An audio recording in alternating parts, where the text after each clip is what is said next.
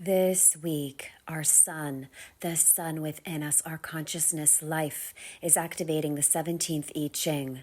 The transformational path of this frequency moves us from the shadow of opinion to the highest vibration of the third eye, and it's through the path of farsightedness.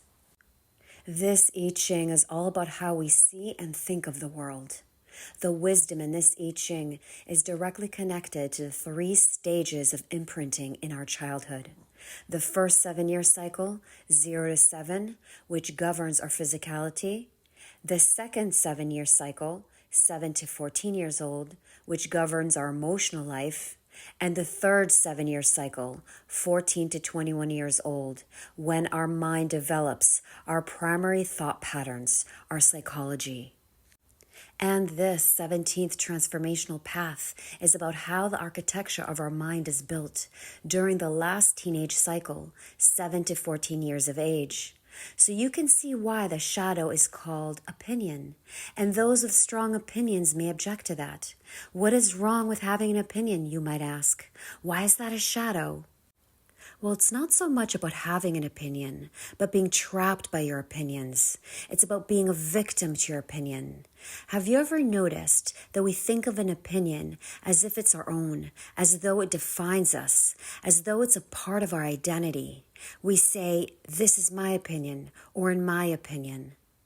So at the shadow frequency, our opinions define us. They limit us, but they aren't who we really are because they can change in any moment. And the strongest opinions become meshed in our worldview that forms around our wound experiences from early childhood cycles. And they crystallize in our mental consciousness as we try to cope with the world as teenagers.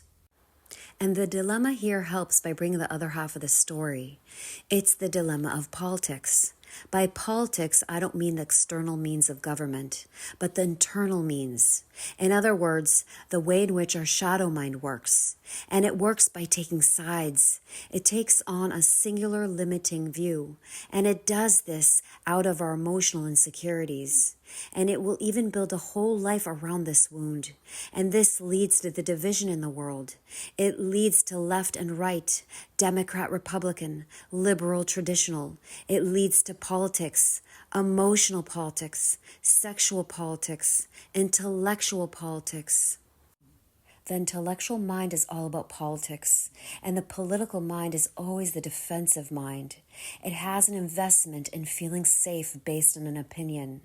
So when it's challenged, it hardens even further around that wound or that